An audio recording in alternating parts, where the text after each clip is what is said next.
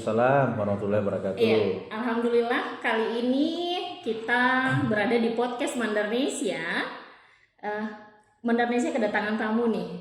Ada Bapak Kepala Dinas Pariwisata, Bapak Dr. Aco Musadat. Apa kabar Pak hari ini? Alhamdulillah kabar baik. Ya, kemudian kami kedatangan tamu satu lagi dari pihak akademisi, Bapak Basri Eskom MT dari Universitas Al Azhar Mandar. Apa kabar Pak? Alhamdulillah baik. Ya, nah kenapa sih kami di sesi ini kita mengundang dua tamu besar ini? Yang pertama adalah Mandarnesia tuh ada dengar isu nih Pak, ada KKN kolaboratif yang akan dikerjakan dengan beberapa universitas. Nampaknya isu ini itu menjadi perbincangan hebat di pihak pemerintahan. Nah, gagasan itu sebenarnya datangnya dari mana sih? Dari pihak akademisinya saja mungkin dulu di awal ya Pak ya.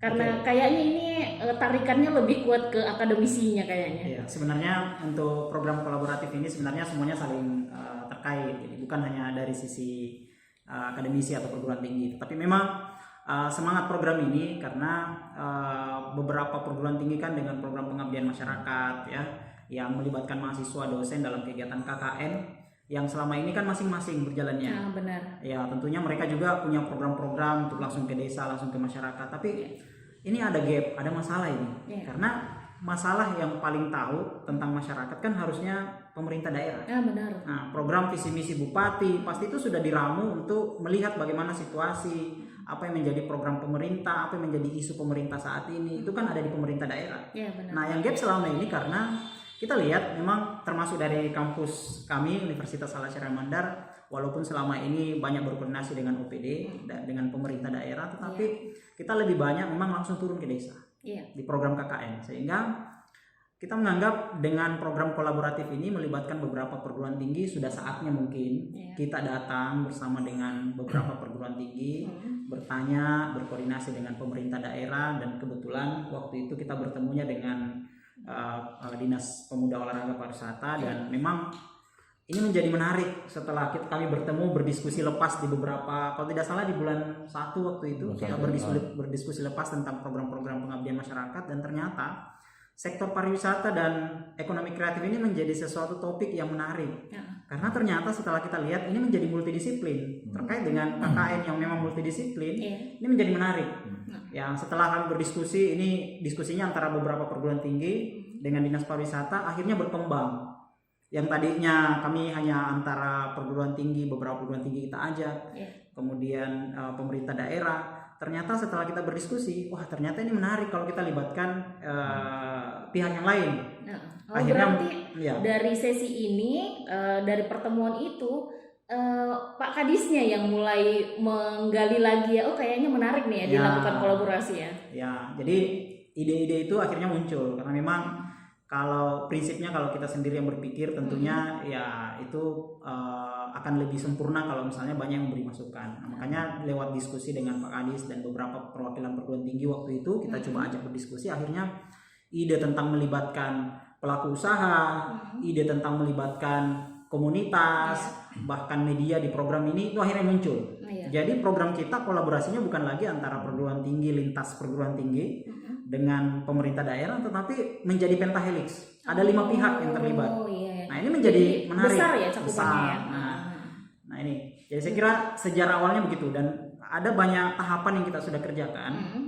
Kita kemarin sudah bertemu dengan beberapa perwakilan perguruan tinggi, sudah membicarakan tentang kira-kira ide programnya seperti apa. Itu sudah beberapa sesi setahu saya. Kemudian kita sudah bertemu dengan perwakilan OPD Pak Kadis ya.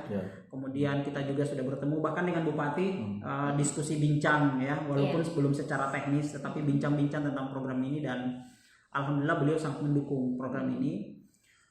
Perlu juga kami sampaikan beberapa waktu yang lalu Ibu Ketua APISI, karena memang diawali oleh Ketua APISI siapa tuh? Asosiasi Perguruan Tinggi Swasta Indonesia, ketuanya kebetulan di Sulawesi Barat Ibu Dr. Hudria Sabudin, yang rektor Nasman ya Pak ya? Nasman juga. Beliau sempat membicarakan ini di halal APISI pusat. Dan setelah beliau menceritakan bahwa di Pulau Limandar ini kami bikin konsep pentahelix di program KKN, orang di pusat bilang gini, sepertinya program ini menjadi menarik. Ya. Karena program ini satu-satunya di Indonesia untuk pertama kalinya menggabungkan beberapa perguruan tinggi. Kalau perguruan tinggi dengan pemerintah itu biasa, perguruan tinggi dengan OPD itu biasa, perguruan tinggi dengan pelaku usaha bikin konsep kolaborasi itu biasa, perguruan tinggi dengan melibatkan media itu biasa.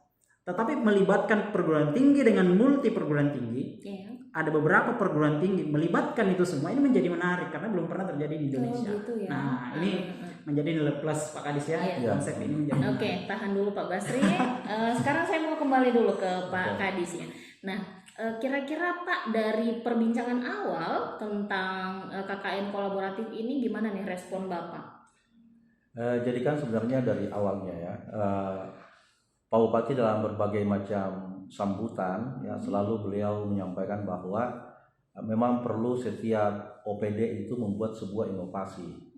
Ya, inovasi itu kan dibutuhkan untuk kreativitas dalam pembangunan daerah. Nah, setelah kami ketemu dengan Pak Basir dengan beberapa teman kampus, kami sering diskusi di warung kopi atau mungkin di sini. Ya. Ini gimana caranya biar misalnya ke depan ini kita bisa kerjasama untuk menggagas sebuah inovasi yang melibatkan multi perguruan tinggi. Nah, saat itu kita berbicara terkait dengan KKN. Karena kami pahami betul bahwa daerah ini memiliki potensi yang luar biasa, terutama dari sumber daya manusia yang ada di perguruan tinggi. Yang selama ini ya tanda kutip kurang kami berdayakan dari pihak pemerintah untuk bersama-sama membangun daerah.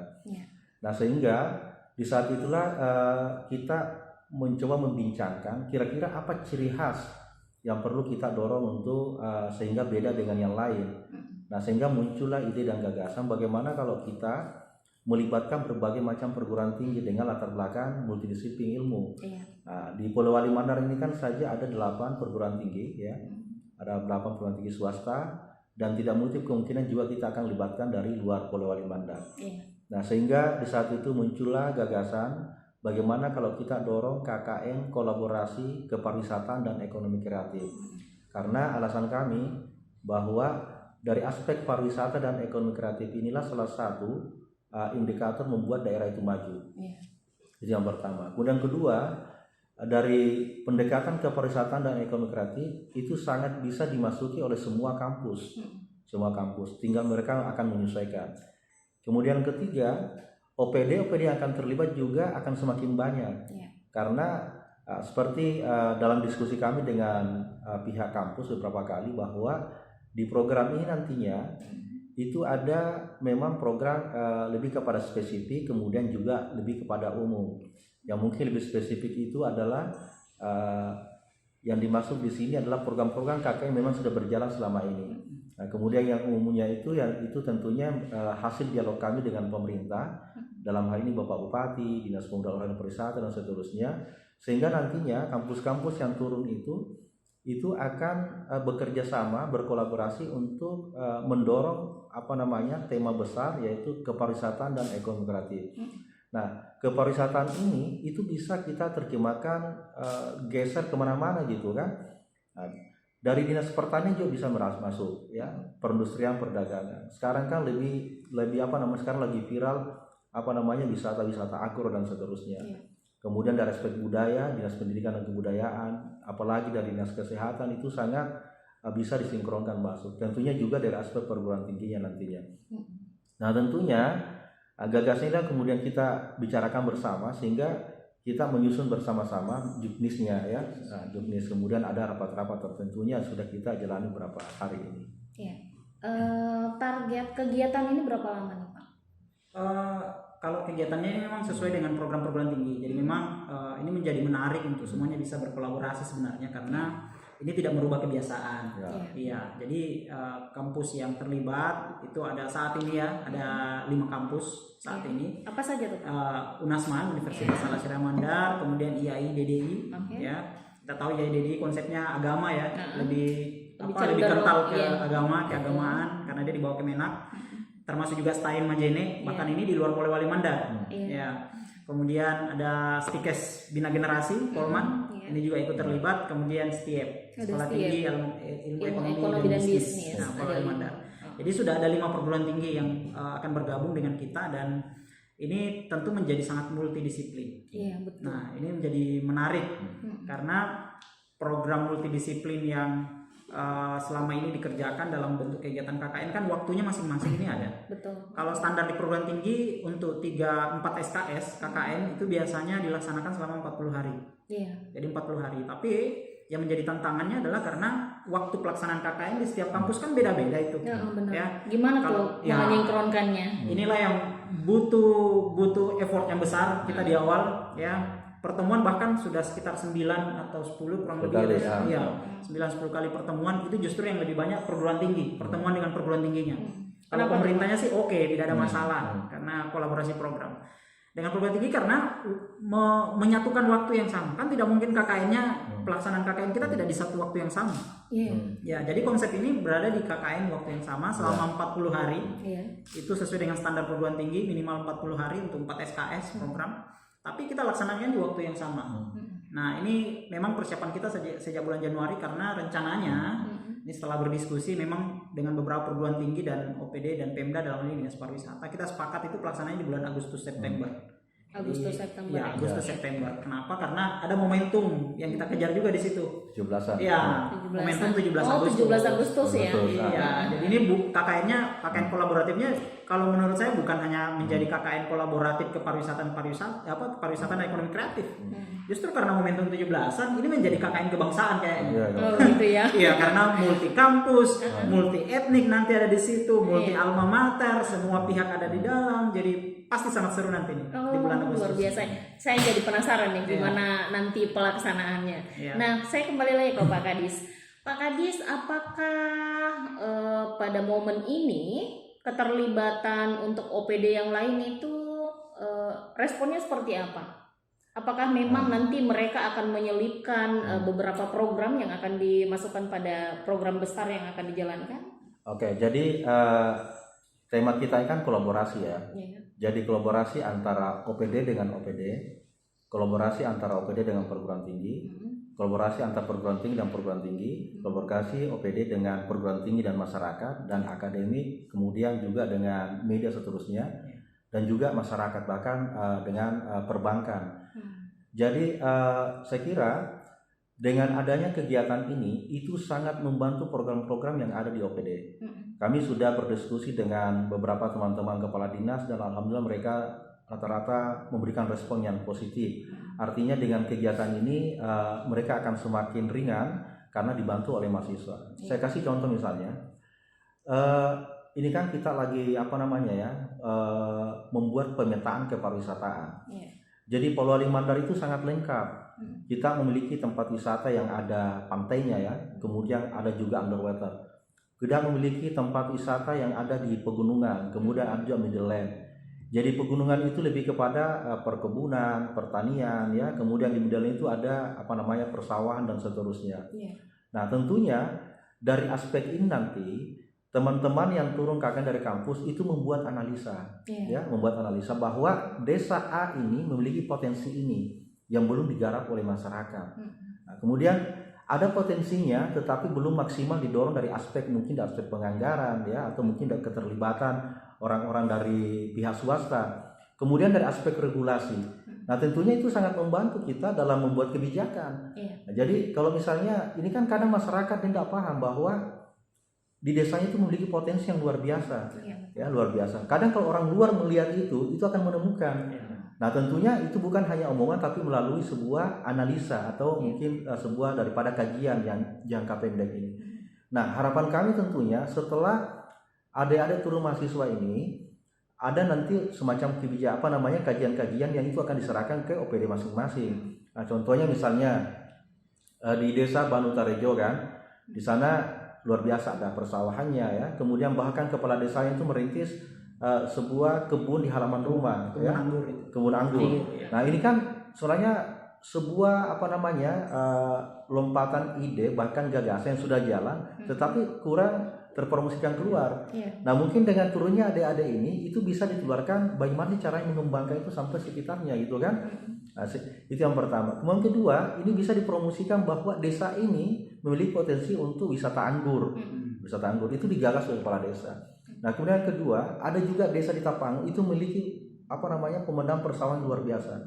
Nah, sawah ini kan selama ini hanya dilewati saja kan, orang hanya lewat dan seterusnya, dia nggak bisa memahami bahwa ini memiliki potensi ekonomi. Di daerah lain itu sudah dibuat kafe-kafe sawah gitu kan. Jadi kafe itu dibuat di atas persawahan. Nah, sehingga orang tidak bisa menikmati. Jadi sawah itu punya multi ganda gitu. Bahkan empang yang ada di Lapeo itu pernah kami lihat bahwa ini tambak ini, bayangkan kalau di atasnya kita buat spot-spot. Jadi orang yang lalu lalang itu bisa menjadi sebuah rest area. Nah, tentunya masyarakat desa, pemerintah desa itu perlu memang kita selalu sharing bagaimana pengembangan potensi desa yang ke depan. Nah, bagaimana pertanyaannya, bagaimana keterlibatan program daripada OPD? Nah, tentunya teman-teman dari OPD nanti itu bisa melihat peluang bahwa saya akan masuk di sini. Ini hasil analisa. Selama ini kan jangan kita hanya membuat kegiatan itu hanya perasaan, ya, tapi memang harus melalui data, melalui hasil kajian dan seterusnya sehingga itu bisa berjalan dengan baik. Nah, sehingga Polewali Mandar ini nantinya, ya, memang 40 hari ini kan jangka waktu yang sangat pendek. Kami sering diskusi dengan pihak kampus, kita akan buatkan nanti sampai jangka panjang. Jadi 40 hari jangka pendek, kemudian nanti ada analisis kebijakannya yang perlu dilanjutkan oleh kepala desa dan masyarakat itu selama 6 bulan, seterusnya mungkin selama 1 tahun. Nah, tahun berikutnya itu akan masuk lagi anak-anak situ. Jadi nggak ditinggalkan. Jadi nanti MOU yang kita buat ini mungkin bisa sampai 3-5 tahun ke depan. Jadi betul-betul nanti desa itu menjadi sebuah desa pariwisata, kemudian ekonominya juga bisa berkembang. Bahkan di daerah lain ya, kita sering menemukan bahwa yang bule-bule yang datang itu turis mancanegara maupun lokal itu nginap di rumah warga. Nah, ini kan perlu edukasi ke masyarakat. Bayangkan wilayah-wilayah yang ada di Tutar, kita punya Sungai Mandar kan. Rata-rata rumah-rumah masyarakat itu membelakangi sungai. Kalau diberikan sosialisasi bagaimana rumahmu ini menghadap ke sungai, orang datang bisa menginap di situ, naik rakit dan seterusnya, itu kan bisa mendatangkan penghasilan. Pendatang baru ya Pak ya. Baru. Jadi wisatawan. Jadi intinya kita tidak merubah sesuatu, artinya apa yang sudah ada pada kita itu kita kembangkan. Nah, tinggal tentunya nanti ada dosen pendamping ya, kemudian ada konsultan kepariwisataan, kita akan libatkan semua supaya bisa itu berjalan dengan baik. Memang judulnya KKN Kepariwisataan dan Ekonomi Kreatif, tapi itu melibatkan dinas perindustrian dan perdagangan. Itu dari aspek UMKM itu harus berkembang di desa. Melibatkan dinas kesehatan. Bagaimana nanti di desa-desa di tempat-tempat wisata itu ada bilik-bilik sehat. Jadi orang nanti datang ke tempat wisata bisa meriksa kesehatan, menimbang bayi, kalau ada ibu hamil bisa diperiksa. Kemudian kedua dari aspek lingkungan, DLHK. Ya, DLHK itu lingkungan hidup penting sekali, bahwa desa itu harus bersih, bisa mengelola sampahnya sendiri. Bahkan sekarang yang lagi ngetren itu ya, itu bisa ditukar dengan minyak goreng, beras, sampah rumah tangga dan seterusnya ya. Kemudian dari aspek dinas pendidikan dan kebudayaan, bagaimana di tempat wisata itu kita memunculkan budaya-budaya lokal kita, dari makanannya, dari tari-tarian, dari budaya itu bisa dikembangkan untuk daya tarik kita sendiri. Kemudian dari perikanan dan kelautan apalagi ya, kita punya potensi ikan air tawar ya, itu bisa menjadi potensi wisata dan seterusnya. Saya kira hampir semua OPD terlibat. Oke, baik. Nah, sekarang kita ganti nih sesi akademisi. Kalau model kegiatan seperti ini, kira-kira keuntungan dari sisi perguruan tingginya itu apa sih? Wah, kalau bicara tentang keuntungan perguruan tinggi, pasti karena ini kan KKN kolaboratif. Jadi sudah pasti program pengabdian masyarakat itu pasti akan terlaksana untuk perguruan tinggi yang secara rutin setiap tahun kita laksanakan. Tetapi ada yang menarik juga karena dengan kolaborasi ini kan melibatkan kerjasama pentahelix. Memang kami di perguruan tinggi saat ini dengan kebijakan kementerian sekarang ya, Kementerian Mas Nadiem dengan Kampus Merdeka, kemudian indikator program saksi ini di DRTPM itu harus kolaboratif. Memang tidak boleh kita jalan sendiri, harus melibatkan banyak pihak.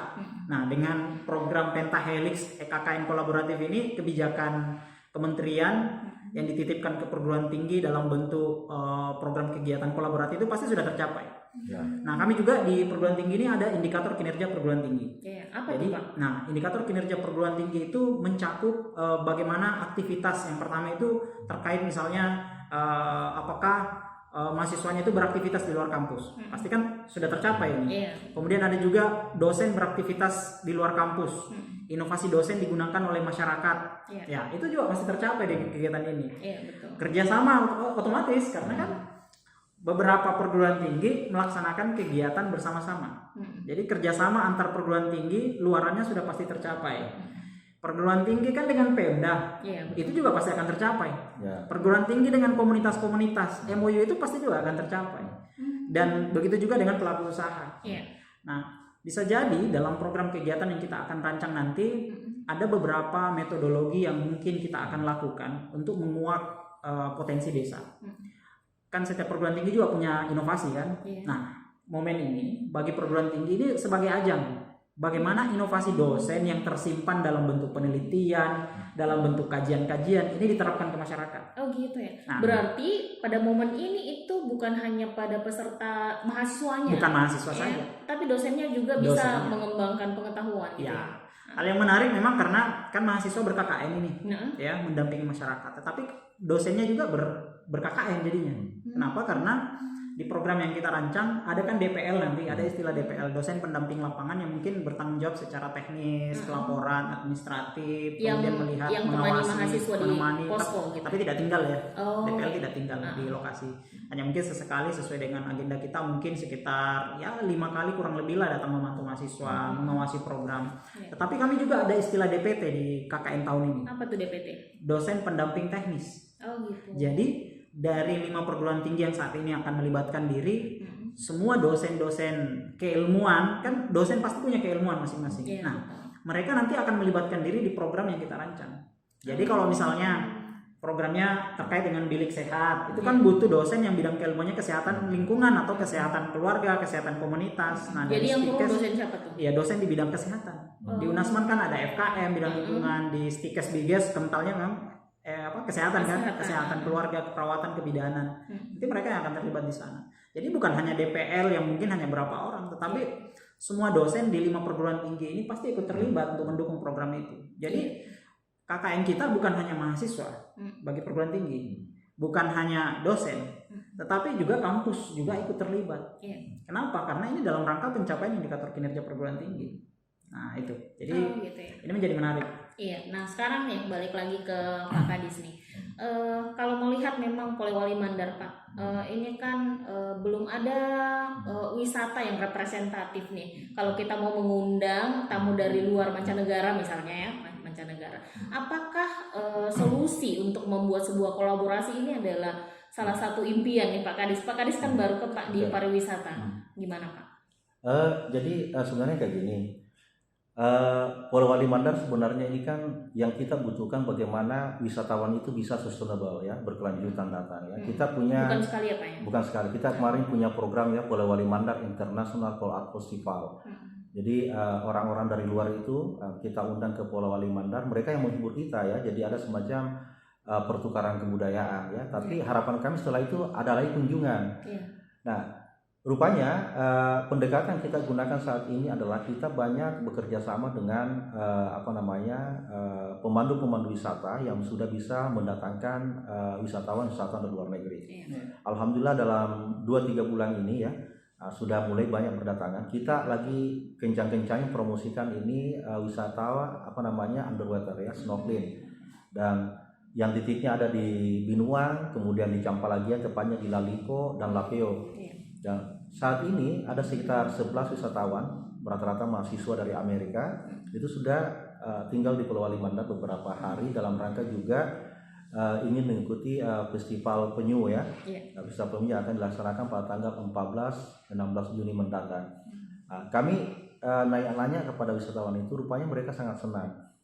Jadi sebenarnya orang-orang luar itu yang penting bagaimana kita ramah ke mereka. Itu yang pertama. Kedua, kita menjaga kebersihan tempat wisata kita.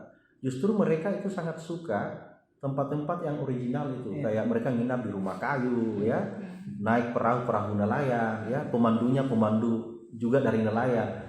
Nah, tinggal mereka-mereka ini perlu kita edukasi bagaimana menghadapi orang-orang dari luar tentunya yang sangat beda dengan budaya kita.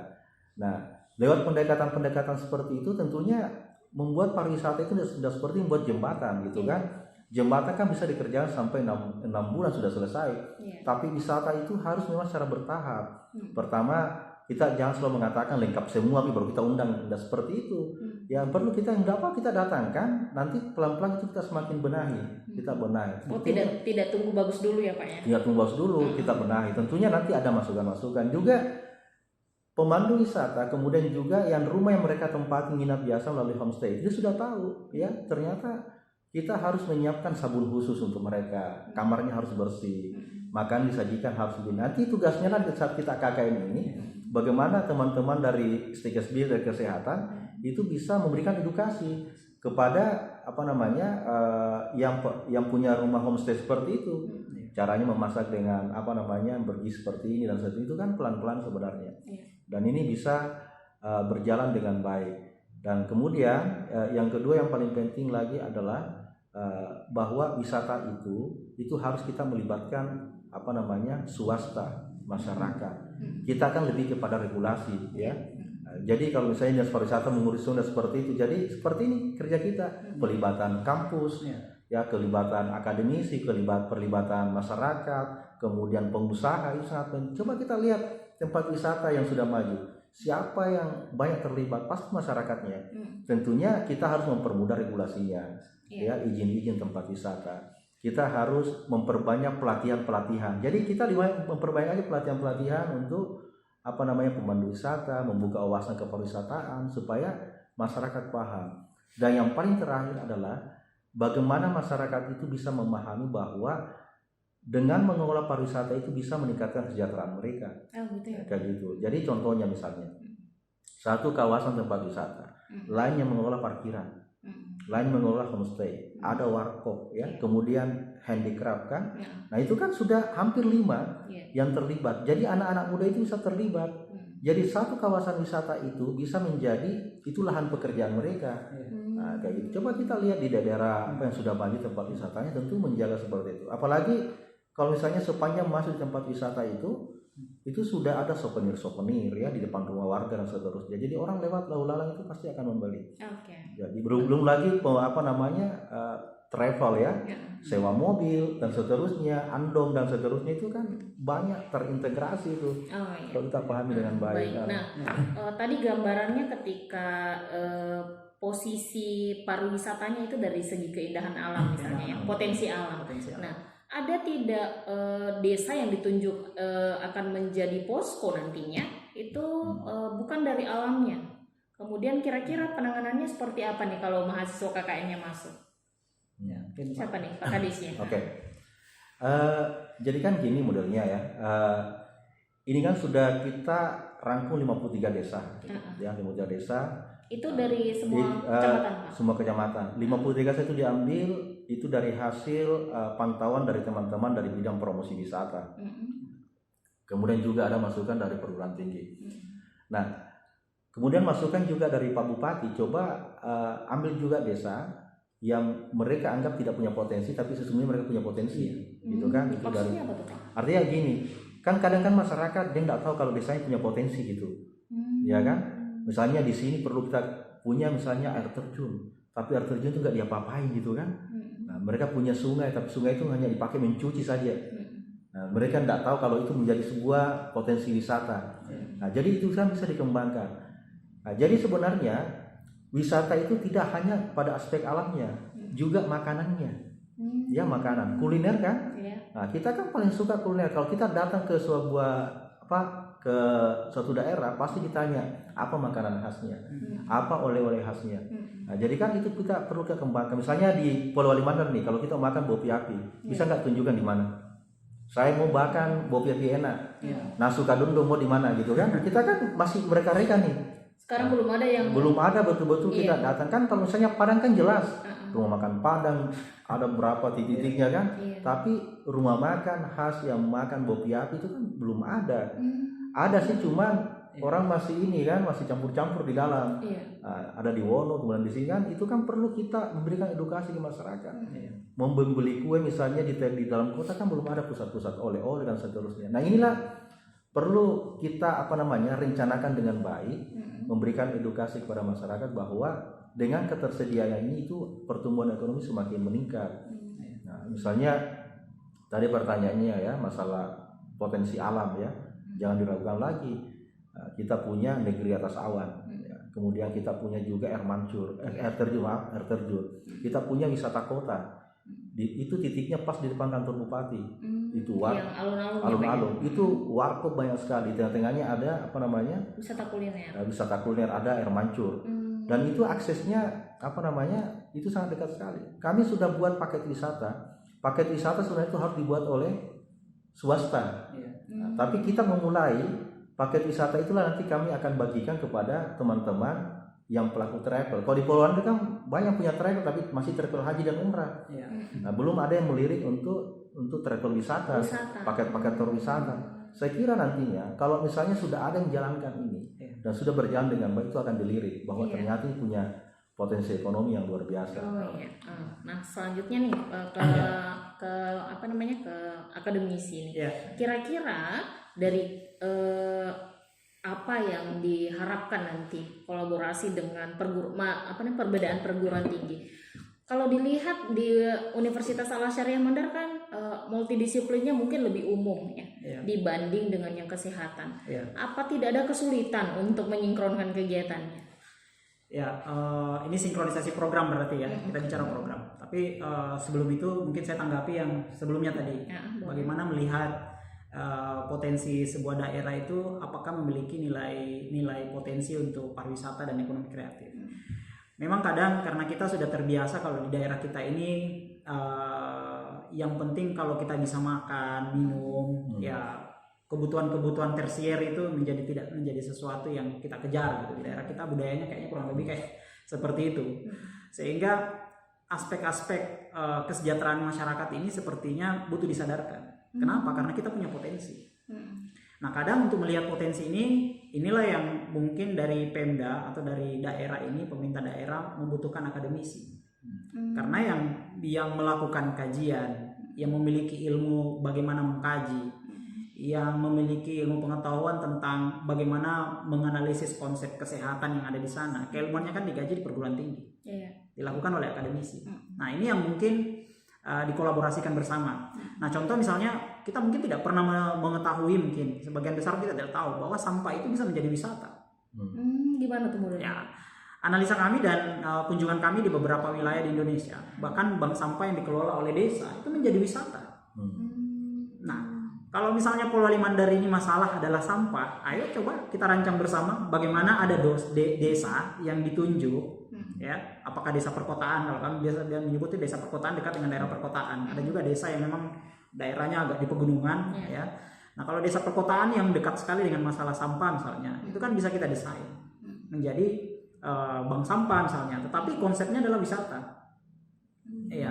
Jadi potensi-potensi ini bisa kita lihat sebenarnya. Belum lagi hal-hal lain. Kalau yang disampaikan Pak Kadis tadi yang secara nyata sudah ada tapi tidak disadari, bahkan yang abstrak bahkan tidak terlihat oleh masyarakat, bagi akademisi itu bisa disadarkan. Nah, ini menjadi sesuatu yang sangat menarik nanti, konsep yang sudah kita bicarakan di tingkat perguruan tinggi. Nah, kembali ke pertanyaan tadi terkait dengan diskusi kita hari ini terkait dengan bagaimana menyatukan bidang keilmuan lintas perguruan tinggi. Kalau kami di Unasman yang memang kami ada 13 prodi saat ini, sangat multidisiplin, dan kami sudah melakukan beberapa kegiatan KKN sudah beberapa tahun sejak Unasman ada, masih Stikip waktu itu sudah KKN-nya sudah multidisiplin memang. Tapi memang dalam beberapa tahun terakhir kami itu sudah tematik sebenarnya. Apa tuh maksudnya? Tematik artinya kita membawa satu program yang menjadi isu prioritas. Apakah isu prioritas pemerintah daerah atau isu prioritas nasional? Itu yang kita sudah lakukan. Misalnya kayak gimana? Misalnya kami ada program tematik misalnya tentang ekonomi misalnya, ekonomi kreatif misalnya. Jadi fokus kita adalah bagaimana meningkatkan sentra-sentra UMKM di desa. Itu kan juga butuh multidisiplin. Karena contoh kalau bilang kesehatannya di mana itu? Kalau misalnya kita bicara ekonomi kreatif, UMKM, bukannya yang bekerja ini adalah manusia yang memproduksi sesuatu. Bagaimana analisa pada saat dia mengolah sesuatu, bagaimana tingkat kesehatannya, bagaimana kesehatan lingkungannya, itu kan perlu dikaji, itu kan perlu didampingi oleh bidang kesehatan. Nah, sama juga dengan konsep kepariwisataan. kita tahu pariwisata itu multidisiplin. Tidak bisa kita pandang pariwisata itu orang kesehatan, orang keperawatan itu tidak bisa masuk di pariwisata. Itu dibutuhkan, bukan hanya dalam hal misalnya nanti bikin bilik kesehatan, tetapi di dalamnya kan kesehatan lingkungan. Tidak mungkin kan pariwisata itu berkembang kalau masyarakatnya tidak sehat. Nah, jadi ada mungkin secara langsung menyentuh pariwisata tidak. Tetapi program-program menyadarkan masyarakat untuk sehat itu ikut di program ini. Jadi di kami memang ada program tematik untuk khusus tahun ini KKN kolaboratif. Memang ada program tematik kepariwisataan dan ekonomi kreatif. Tetapi bukan berarti disiplin ilmu yang lain itu tidak ikut. Pasti ikut. Dan kami ada program utama, ada program khusus yang menjadi turunan dari program utama, dan ada juga namanya program tambahan. Jadi kalau misalnya ada program studi atau perguruan tinggi yang punya kami ini ada inovasi yang kita mau terapkan yang tidak terkait dengan pariwisataan, kita welcome, namanya program tambahan. Jadi setiap mahasiswa atau setiap dosen yang punya program di kampus yang mau diterapkan ke masyarakat yang mungkin agak jauh sedikit dengan kepariwisataan dan ekonomi kreatif, kita welcome, namanya program tambahan. Jadi silakan saja. Jadi di luar dari tema kepariwisataan ini bisa jalan. Walaupun kami memandangnya saat ini tuh tidak ada yang tidak terkait dengan kepariwisataan dan ekonomi kreatif. Gitu. Ya. Jadi meskipun nanti bahasannya tentang kan ini prodinya banyak sekali ya, karena di luar dari Unasman ada beberapa tadi yang sudah disebutkan. Tentunya mereka juga punya hal yang ingin dituangkan, jadi bisa masuk ke program tambahan itu. Program tambahan, iya. Jadi itu sudah kita bicarakan. Justru makanya saya bilang tadi kita pertemuannya sudah kurang lebih 10 dan yang terbanyak jumlah pertemuan itu dengan perguruan tinggi. Kenapa? Karena menyatukan dan menyadarkan perguruan tinggi yang multidisiplin, kadang ego sektoral dengan keilmuannya itu sangat sulit.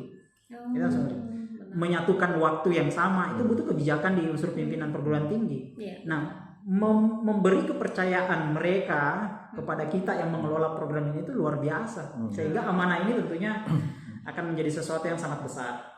Makanya kita akan tunjukkan seperti yang saya di awal saya sudah sampaikan, program ini di nasional ya, di Aptisi, Forum Aptisi Nasional, Ibu Ketua Aptisi Sulbar sudah menyampaikan program ini dan diapresiasi, dan waktu itu disampaikan bahwa, saya ulang sekali lagi ya, bahwa program ini adalah program yang pertama dan sepertinya sangat luar biasa karena sepertinya pertama di Indonesia. Oh gitu ya. Iya, makanya ini menjadi kepercayaan mungkin saat ini dari kurang lebih 29 kalau tidak salah perguruan tinggi di Sulawesi Barat. Di Pulau Wali Mandar ada 8 perguruan tinggi, semuanya swasta kebetulan di Pulau Wali Mandar. Nah, tapi hanya 5 yang mau membuka diri, bukan mungkin membuka diri ya, karena mau melihat ini dari sudut pandang yang lain, karena menyatukan ini butuh kebijakan. Perguruan tinggi merubah kebiasaan, merubah cara berpikir, merubah sudut pandang tentang program itu mengubahnya sangat sulit. Ya, tapi ini menjadi tantangan kita ya, bagaimana pertemuan-pertemuan itu kami mendapat kritik, tanggapan, kita jawab dengan program ini bahwa semuanya bisa diakomodir. Oh gitu ya. Sebelum lanjut silahkan diminum dulu. Jadi kan soal gini, justru inovasi yang besar ini itu bisa memunculkan inovasi-inovasi baru. Nah, contohnya misalnya kan kalau kita melihat dari aspek pendidikan, misalnya di Pulau Wali Mandar ya, Tangga Kuti masih ada anak-anak putus sekolah. Ini kan bisa dijadikan melalui program KKN ini sebuah pendidikan vokasi. Jadi kalau biasa kan anak-anak itu kan tidak mesti harus dipaksa masuk ke sekolah, kita kan bisa buat mereka pendidikan non formal, misalnya belajar di tempat pariwisata gitu kan. Mereka yang tidak mampu membaca ya, bagaimana anak-anak itu dikumpulkan, diajarin di tempat-tempat wisata yang lebih luas mereka berekspresi. Ini bisa dikatakan jadi merdeka belajar. Belajarnya outdoor gitu kan. Misalnya kita menemukan anak-anak yang tidak sekolah dari nelayan dan seterusnya karena dia bekerja di tempat wisata, itu bisa jadi kita buatkan kayak kelas perahu. Ya, kemudian kelas-kelas kolong rumah dan seterusnya. Ini kan menjadi sebuah inovasi baru. Nah, itu yang pertama. Kedua, tempat wisata yang nantinya yang berada di daerah Campalagian itu kan banyak pesantren ya. Banyak pesantren. Kayak kampus TAI, kemudian IAIDDI itu bisa bekerja sama dengan pesantren-pesantren itu membuat pesantren outdoor. Artinya sebulan sekali atau mungkin seminggu sekali anak-anak santri itu diajar keluar ke tempat wisata untuk belajar. Ya saya kan 6 tahun sekolah di pesantren ya. Oh, iya. Jadi paham betul ya, kita perlu juga mungkin dunia Refreshing luar, ya, Pak, ya. refreshing kayak gitu kan.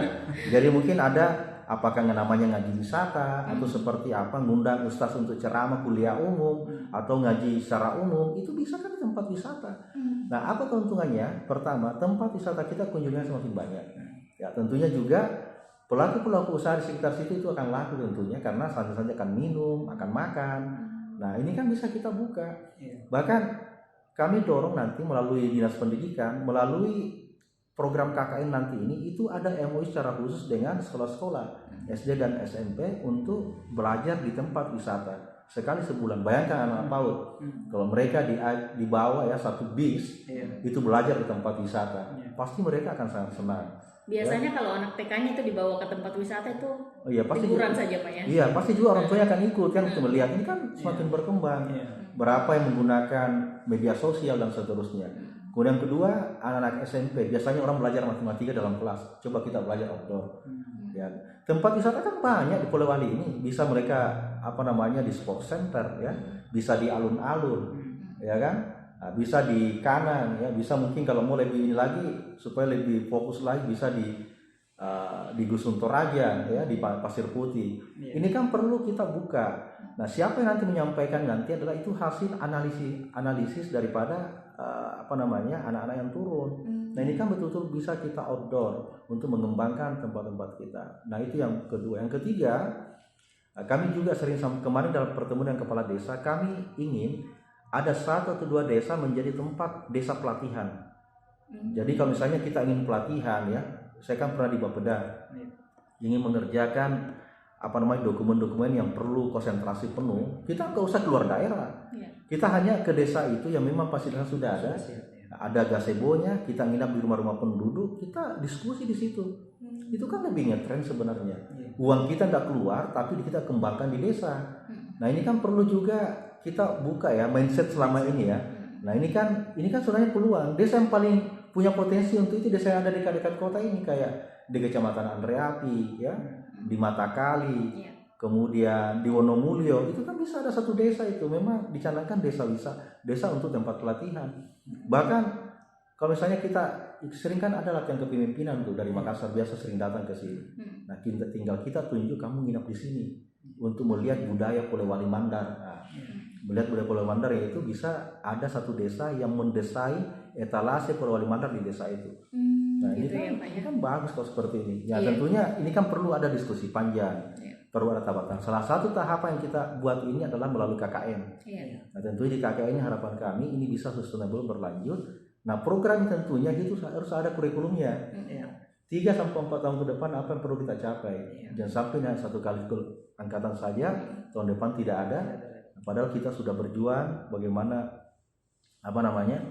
mensinkronkan semua ini. Bahkan harapan kami melalui program KKN nanti ini seperti penyuluh keluarga berencana yang ada di BKKBN, kita akan libatkan penyuluh agama yang ada di di Kementerian Agama, penyuluh pertanian ya, dan penyuluh lainnya ya. Ini dan kemudian volunteer dan pemuda pelopor kita libatkan untuk turun bersama-sama. Turun bersama-sama dengan mahasiswa, tinggal nanti ditentukan titik-titiknya. Dengan seperti ini ya, ini kan sebenarnya kalau dalam bahasa Manda namanya Sipamanda ini. Sipamanda itu artinya kolaborasi sebenarnya. Kolaborasi, bekerja sama, mungkin dalam bahasa sekarang itu si rondo-rondo ya, artinya saling menguatkan antara satu dengan yang lain. Karena persoalan kita masalah stunting, masalah kemiskinan ekstrim, anak putus sekolah, ini kan perlu, jangan kita mengatakan bahwa itu tugasnya Dinas Pendidikan, ini tugasnya Dinas Kesehatan, ini tugas kita semua ya, untuk mengintegrasikan, mengeluarkan itu. Nah, tentunya dengan keterlibatan perguruan tinggi yang multidisiplin ini saya kira ini bisa kita atasi secara bersama-sama. Oke, baik, makasih Pak Kadis. Nah, kira-kira Pak, dari rangkaian kegiatan yang sudah dilakukan ini, adakah ke depan regulasi yang akan dilakukan sama Kabupaten Polewali Mandar terkait kegiatan KKN ini misalnya? Oke. Jadi kemarin Pak Bupati ya, saat kita menghadap dengan program perguruan tinggi, beliau sudah menyatakan insya Allah akan mengeluarkan peraturan Bupati terkait dengan KKN kolaborasi ini, kepariwisataan dan ekonomi kreatif. Beliau mengatakan saya akan tanda tangan. Nah, saya akan tanda tangan pergub itu. Kemudian beliau menyampaikan ke kami supaya melibatkan semua OPD-OPD terkait, baik secara langsung maupun tidak langsung. Ya, memang kami sampaikan sama beliau, memang rencana ke depan seperti itu, kita akan libatkan. Bahkan nantinya ini ya, kalau misalnya di bulan Agustus nanti ini kita akan coba untuk melibatkan wisatawan luar negeri ya, untuk datang langsung saya kayak kerja bakti apa dan seterusnya di tengah-tengah masyarakat gitu kan, supaya orang juga mengatakan orang dari luar negeri aja punya care, kepedulian, apalagi kita. Nah tadi yang paling menarik itu seperti wisata sampah itu kan, ya, pengelolaan sampah ini kan mungkin orang agak lain dia dengar. Nah, tetapi memang kenyataannya ada beberapa daerah itu menjadi pusat kunjungan. Kalau misalnya seperti kami sama Bupati pernah ke Tegal. Kalau di Tegal itu pengelolaan sampahnya itu TPS sementara itu justru dalam kota. Dalam kota sudah banyak orang sudah dibanding ke sana. Jadi pelibatan masyarakat dan seterusnya itu kan menjadi wisata juga, karena kita ke sana pasti makan, pasti nginap, makan sate kambing kan kalau Tegal itu kan. Kemudian pasti akan nginap, kemudian melihat ini itu kan saya kira bisa kita kembangkan.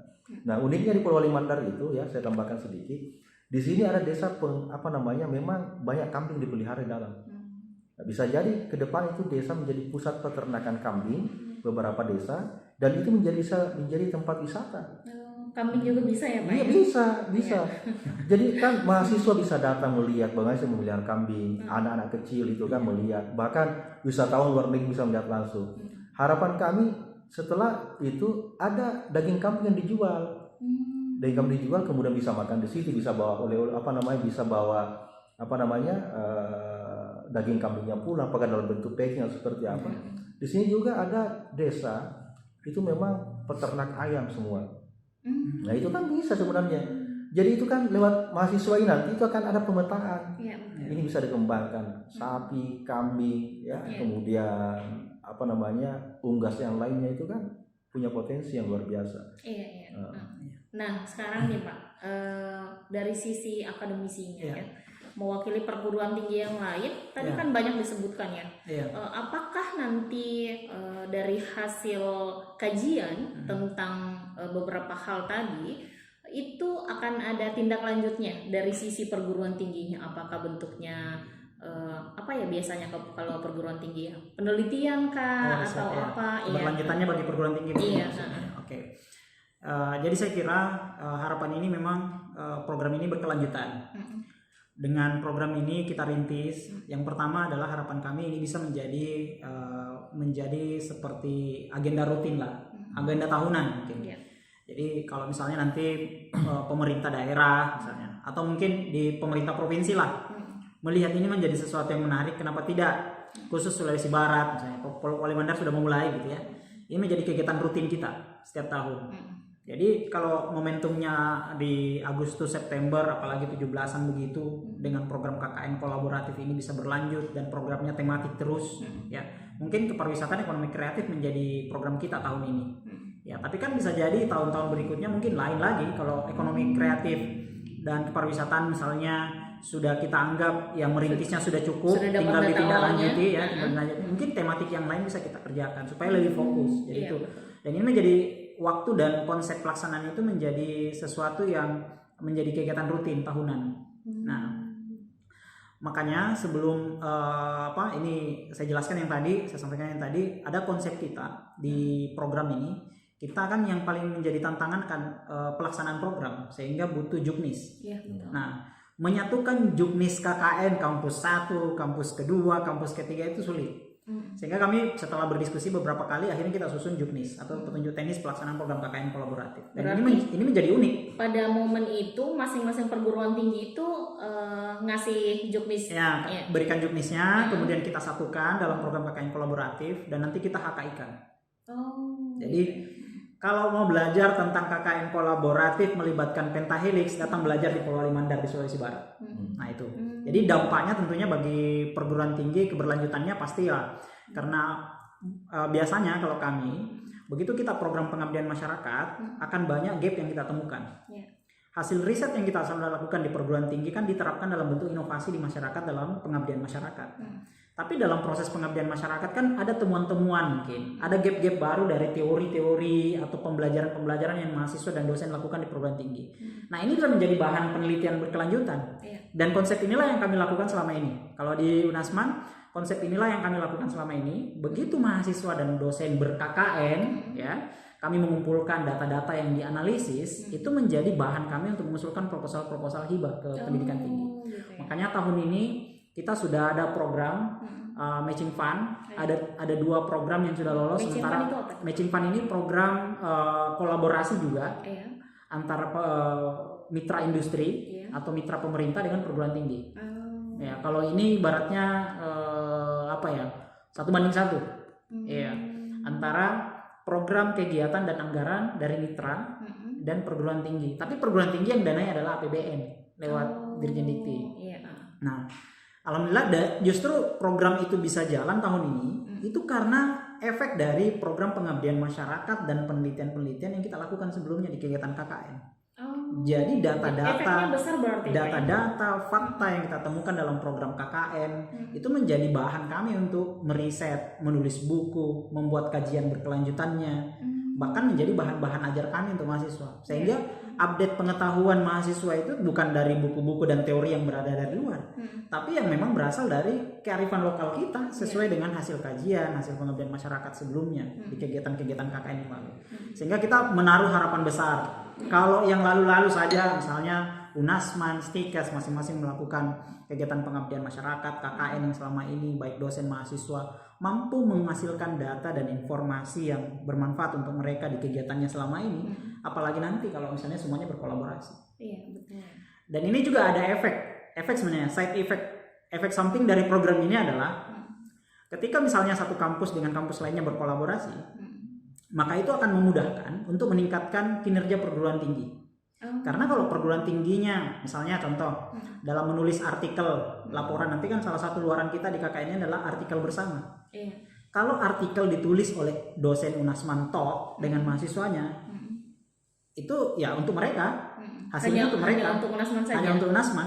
Tetapi ketika nanti kegiatan KKN kolaboratif ini menghasilkan artikel dalam bentuk luaran pengabdian masyarakat, artikel di jurnal pengabdian masyarakat, dan itu nama yang ada di dalam adalah dosen dan mahasiswa dari lintas perguruan tinggi, maka nilai kinerjanya lebih besar di Dikti. Itu lebih besar. Jadi inilah konsep KKN kolaboratif, inilah sebenarnya yang mau kita tunjukkan kepada masyarakat di seluruh Indonesia, di masyarakat perguruan tinggi yang ada di Indonesia, bahwa KKN kolaboratif ini menjawab tantangan perguruan tinggi saat ini. Nah, sekarang nih saya mau kembali ke Pak Kadis. Pak Kadis kan salah satu unsur juga dari pemerintah. Sebelum KKN kolaboratif ini kan tentunya banyak sekali mahasiswa yang datang, bukan hanya dari Sulawesi Barat, tetapi ada juga dari Provinsi Sulawesi Selatan misalnya, atau dari provinsi yang lain. Sedangkan saya mau lihat nih, apakah memang kampus-kampus yang lain itu punya efek tidak dari kegiatan yang sudah dilaksanakan. Karena kan jangan sampai itu hanya menghabiskan waktu, kemudian tidak dideteksi juga sama kampus yang lain, sehingga pihak dari Kabupaten Polewali Mandar sendiri itu tidak mendapatkan hal yang baik dari kedatangannya gitu, dampaknya gitu, Pak. Jadi kan salah satu kerisauan kami seperti yang kita sampaikan tadi, bahwa selama ini mohon maaf ya, teman-teman dari perguruan tinggi biasanya kalau datang ke Polewali Mandar KKN itu lebih kepada menyampaikan surat saja bahwa kami akan KKN di Polewali Mandar, turun tanggal sekian dan seterusnya. Tidak ada keterlibatan ya Pak ya? Kemudian itu yang pertama, mereka dari kampus langsung ke masyarakat gitu. Jadi jarang sekali itu mereka mengajak diskusi kepada pihak pemerintah, kira-kira sih apa sih permasalahan daerah ini yang perlu kita selesaikan bersama. Nah, dari kerisauan itulah sehingga kami gagas bersama dengan pihak perguruan tinggi supaya kita diskusi dulu apa sih persoalan pemerintah untuk kita rembukan bersama supaya kita bisa menyelesaikan bersama-sama untuk KKN ini. Ya salah satu sebenarnya itu masalahnya yang kita lihat. Bahkan ada beberapa perguruan tinggi dari Jawa pernah masuk ya ke sini. Seperti itu juga, hanya pemberitahuan Dan setelah mereka pergi juga tidak menitipkan bahwa ini permasalahan yang kita temukan di lapangan. Nah, kami kan harapkan nanti bahwa setelah KKN ini ada apa namanya pemberian dokumen resmi kepada Bapak Bupati tentunya bahwa inilah hasil yang kami temukan di lapangan untuk pengembangan selanjutnya. Nah, sehingga melalui dokumen itu ya, melalui aspek analisis itu bisa kami masukkan di perencanaan untuk kita melakukan perbaikan-perbaikan ke depan. Apa sih yang perlu dikerjakan swasta, apa oleh pemerintah, apa yang perlu dikerjakan oleh kampus, sehingga itu kan sudah ada petanya. Nah, ini kan selalu kalau kita berbicara apa namanya kegiatan selalu mengatakan anggaran. Ternyata anggaran itu bisa juga harus melalui non APBD, itu justru lebih banyak sebenarnya kalau kita banyak terlibat.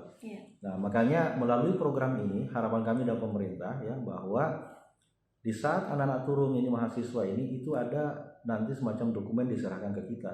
Nah, karena kita sudah menitipkan program. Makanya kemarin di saat pertemuan dengan perwakilan teman-teman OPD saya sampaikan coba bisa dititipkan kira-kira apa permasalahan di dinas kita masing-masing untuk kita selesaikan bersama-sama di lapangan. Contoh misalnya dari aspek pertanian, apakah penggunaan bibit ya atau mungkin dari aspek perikanan ya, di perikanan ternyata misalnya bagaimana memasarkan ya ikan air tawar itu keluar gitu kan. Nah, di daerah sini kan banyak sekali ikan air tawar, terutama desa-desa yang bagian pegunungan ini. Tapi mereka tidak tahu bagaimana memasarkan ikan air tawar ini. Padahal ikan air tawar itu sangat dibutuhkan di luar negeri, bahkan di Jawa dan seterusnya di perhotelan. Ini kan perlu kita bukakan jaringan. Nah, sehingga dengan kolaborasi seperti itu ya, itu permasalahan bisa kita selesaikan secara bersama-sama. Ya, baik. Nah, sekarang mungkin dari apa namanya, siapa nih yang bisa yang jawab ya untuk apa ya luaran yang dihasilkan? Luaran yang dihasilkan dari program ini kan tadi sudah Pak Kadi sampaikan sama Pak Basri sampaikan bahwa banyak sekali yang akan terlibat pada kegiatan ini. Iya.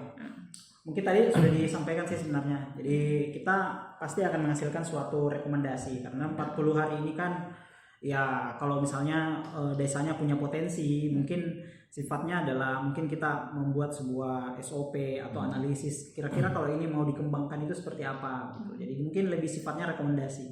Mungkin bisa jadi juga nanti sesuai perencanaan kami ada beberapa analisis bagi desa wisata misalnya. Ada juga misalnya yang punya potensi alam, potensi pangan yang bisa diolah menjadi oleh-oleh. Itu juga akan menjadi rekomendasi. Bisa jadi nanti memang kita ada pembentukan yang belum punya Pokdarwis dan potensi wisatanya sudah ada atau sudah jalan tapi belum didukung dengan baik dengan SDM. Ya mungkin kita hasilkan ada rekomendasi misalnya pembentukan Pokdarwis. Kami juga dalam program ini turunan dari kegiatan kita itu adalah pelatihan tentang bagaimana membuat proposal desa wisata, proposal usaha wisata. Misalnya bagaimana sebuah UMKM bisa kita analisis untuk keberlanjutan usahanya ya dengan BMC, teknik BMC, bagaimana pemasarannya, bagaimana customernya, bagaimana channelnya, bagaimana mendapatkan bahan baku, bagaimana mengolah itu semua dengan konsep kesehatan lingkungan. Itu mungkin sifatnya rekomendasi. Ya, sifatnya rekomendasi, sifatnya analisis karena 40 hari ini mungkin membuat itu menjadi sesuatu yang sudah berjalan mungkin butuh waktu. Sangat sedikit ya waktunya. Sangat sedikit waktunya sehingga ya sifatnya rekomendasi. Tetapi tentunya penyadaran masyarakat itu pasti ada, penyadaran masyarakat, kelompok masyarakat, kemudian kepada pemerintah desa karena desa kan juga punya anggaran tersendiri. Betul. Kepala desa juga punya visi misi dong, punya program prioritas dong. Nah, kalau misalnya kebetulan bersisian dengan program penguatan pariwisata dan ekonomi kreatif itu sangat positif. Tapi kalau misalnya di tahun ini belum, kan itu bisa menjadi perencanaan untuk tahun berikutnya. Kalau kita mampu meyakinkan bahwa program ini bisa meningkatkan kesejahteraan masyarakat, menghasilkan PADS untuk menambah pengelolaan keuangan yang ada di desa. Kalau mampu kita yakinkan dan analisis kita bahwa ini bisa berkembang, saya kira pemerintah desa pasti akan proaktif untuk tahun-tahun berikutnya untuk menganggarkan penguatan kepariwisataan dan ekonomi kreatif di desanya. Dan ada satu falsafah kita kan di daerah kita kan kalau kearifan lokal kita ya yang bawa itu rezeki kan orang. Kalau orang yang bawa rezeki, begitu kan? Silaturahmi itu yang bawa rezeki, maka pariwisata yang menjawab. kearifan lokal itu. Begitu Ya buatlah sesuatu yang menarik, atraksi buatlah semenarik mungkin. Yang tidak punya potensi menjadi atraksi yang menarik, yang tidak kelihatan itu menjadi atraksi. Biarkan mahasiswa kita yang anak-anak muda milenial itu, generasi Z itu yang sudah melihat banyak tayangan-tayangan itu, kira-kira kalau Jadi daerah kita ini, terinspirasi, iya, kira-kira kalau di daerah kita ini, kira-kira apa yang bisa menjadi sesuatu yang menjadi atraksi wisata yang baru? Iya, mungkin kita bisa mahasiswa kita itu kreatif, bisa bikin konsep Instagramable yang tadinya sungai yang tidak kelihatan seperti sesuatu yang menarik untuk tempat foto, itu menjadi Instagramable, tempat berfoto. Nah, kalau mahasiswa kita itu kan kreatif, anak-anak muda kita itu kreatif. Nah, kalau kita pancing sedikit kreativitasnya dan dia melakukan itu, apalagi didampingi Pak ya? Apalagi kalau didampingi, orang-orang akan berdatangan. Orang-orang ini kan bawa diri, seperti yang Pak Kadis tadi bilang. Orang-orang ini kan bawa diri, tapi selama dia datang ke sini kan tidak mungkin tidak pakai transportasi lokal. Satu, tidak mungkin dia tidak makan pada saat dia datang. Bukannya perputaran ekonomi itu kuat. Tidak mungkin dia tidak butuh tempat tinggal. Tinggal di hotel oke, mungkin, tapi kalau sudah masuk ke dalam-dalam wisata-wisata tidak mungkin dia bolak-balik hotel. Pasti dia akan tinggal di rumah warga. Nah, konsep homestay bagaimana yang baik itu menjadi pelatihan kita nanti. Jadi yang bawa rezeki itu silaturahmi. Dan biarkan orang datang bawa uangnya kemari, dan konsep kita dengan ekonomi kreatif, uangnya berputar di daerah kita. Nah, ini yang kita akan konsepkan dengan KKN kolaboratif ini. Karena itu poin yang pertama. Yang kedua, tadi yang saya mau sampaikan, ada satu desa yang di daerah Jawa itu, yang kita terinspirasi juga dengan konsepnya. Sebenarnya wisata itu menjadi penarik saja. Apa desa apa tuh Pak? Jadi ya tidak usah dulu kita sebutkan di momen ini, tapi ada beberapa desa di Jawa dan sangat terkenal. Dan PADS-nya itu di atas APBN yang mereka masuk. Jadi bisa sampai 15 miliar per tahun omsetnya dari kegiatan pariwisata. Tapi ternyata bukan karena pariwisatanya. Pariwisata itu hanya penarik. Justru gara-gara orang datang homestay-nya di situ. Masyarakat keluar, pengunjung wisata itu pasti pulang tidak mau bawa, kalau tidak bawa oleh-oleh dari apa sih buktinya kok di sana kalau cuma foto-foto bawa makan. Kan budaya kita kan kuliner gitu. Masyarakat kita itu masyarakat kuliner. Jadi kalau kita ke suatu daerah tidak bawa makanan khasnya itu kayaknya belum berwisata ke sana. Nggak lengkap. Jadi masyarakatnya itu didesain, mereka setiap kelompok masyarakat di sana itu mereka diwajibkan, dipancing mereka berkreativitas bikin makanan-makanan tradisional yang dikemas dan tahan lama. Nah, itu dilatihkan. Nah, konsep kita sebenarnya di beberapa perguruan tinggi dari hasil pendataan kita, teman-teman itu sebenarnya sudah mampu mendampingi sampai ke situ. Hanya ini tidak dilihat di daerah-daerah kita ini tidak dilihat menjadi sesuatu yang menarik. Makanya pemancing kita adalah atraksi dengan ide mungkin yang sudah ada atau dikembangkan, yang belum ada dimunculkan sehingga orang datang. Tapi begitu dia datang, ekonomi kreatifnya kita majukan. Jadi wisatanya naik, yang unsur yang lain juga. Iya, karena setelah kami berdiskusi dengan sekretaris desa di Jawa itu, kita tanya sebenarnya sumber penghasilan terbesar dari semua aspek ekonomi yang ada di desa ini dengan jadinya desa wisata ini sebenarnya dari penghasilan dari mana? Ternyata ekonomi kreatifnya, bukan dari tiket wisata itu. Gitu ya. Iya, bukan. Penunjang Justru penunjangnya yang bikin penghasilan besar di sana. Oh gitu ya. Iya. Dari parkirannya, retribusinya. Iya, kan orang datang.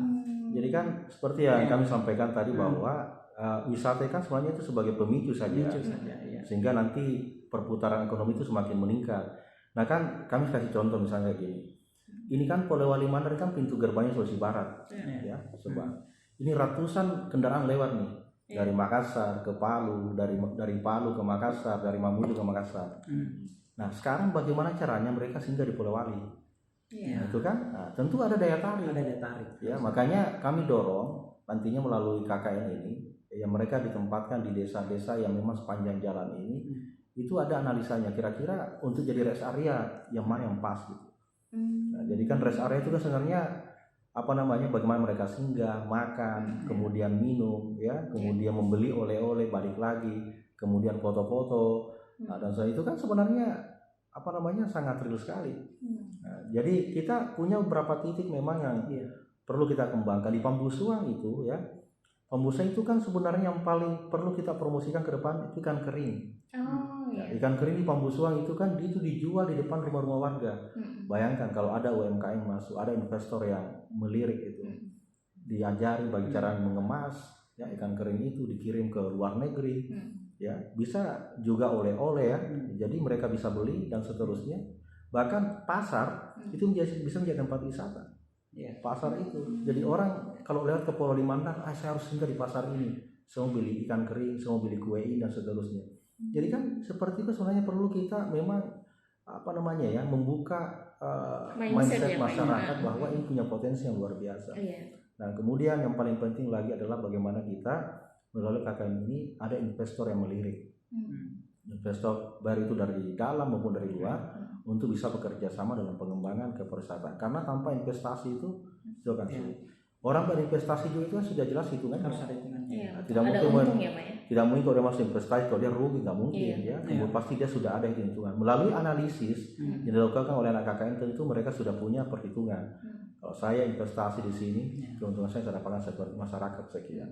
Dan tentu harapannya melalui KKN tentunya bagaimana program pemerintah itu bisa kita kolaborasikan secara bersama-sama, terutama mengatasi permasalahan kita selama ini. Nah, sekira seperti itu. Iya. Nah, sekarang nih dari sekian banyak agenda tadi yang sudah dijelaskan, kira-kira beberapa sektor yang tadi akan bergabung pada kolaborasi ini, ada tidak kendala besar yang akan dihadapi kira-kira? Gimana? Jadi kan gini, pertama kendala yang paling utama itu adalah bagaimana persamaan persepsi. Persepsi. Jangankan kita di lingkup dinas pariwisata saja ini ya. Saya itu bagaimana saya meyakinkan sini kan ada 4 bidang nih.